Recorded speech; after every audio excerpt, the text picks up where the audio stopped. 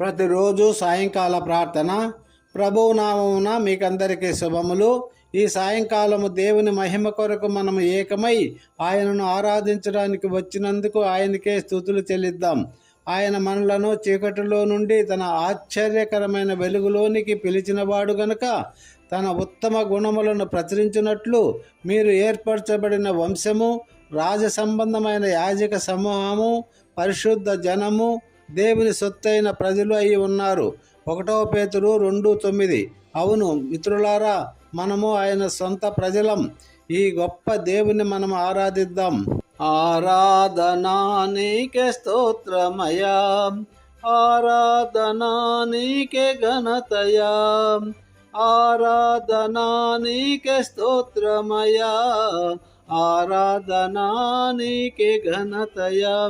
నీ ప్రేమ కన్నా విలువైనది లోకములో లేదులే, నీ దయ కన్నా గొప్పది ఈ లోకములో లేనే లేదులే. హల్లెలూయా హల్లెలూయా హల్లెలూయా ఆమేన్. ఆయన ప్రేమ నిత్యమునున్నది.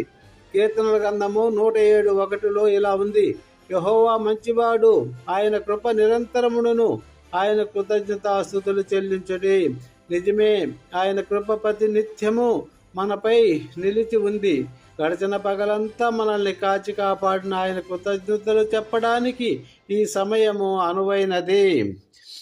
రండి, అందరము కళ్ళు మూసుకొని చేతులు పైకెత్తి కృతజ్ఞతా ప్రార్థన చేద్దాం. పరిశుద్ధుడా, మా ప్రభువా, యేసుక్రీస్తువా, ఈ సాయంకాలం నీ సన్నిధిలో మోకరిస్తున్నాం నాయనా. ఉదయం నిద్ర లేచినప్పటి నుండి క్షణం వరకు నీ రెక్కల చాటున మమ్మల్ని భద్రంగా దాచిక మాకు తోడుగా ఉన్నందుకు నీకు స్తోత్రాలు. మా కుటుంబాలకు, మా ఉద్యోగాలకు, మా బిడ్డలకు, మా స్నేహితులకు, మా సంఘానికి నీవు చూపిన కృపకై వందనాలు ప్రభువా. ఈ సమయంలో అనారోగ్యంతో ఉన్న ప్రతి ఒక్కరికి స్వస్థత దయచేయండి. ఆర్థిక ఇబ్బందులు ఉన్న వారికి మార్గము చూపించండి. మా దేశాన్ని, మా రాష్ట్రాన్ని, మా నాయకులను దీవించి నీ చిత్తము జరిగేలా సహాయము చేయండి ప్రభువా.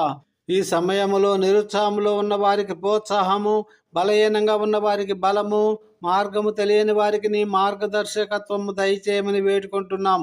నీ వాక్యాన్ని ధ్యానించి నీ చిత్తాన్ని జరిగించడానికి కావలసిన ఆత్మజ్ఞానమును, శక్తిని ప్రసాదించండి. మా జీవితాలు నీకు మహిమకరంగా ఉండేలా సహాయము చేయండి.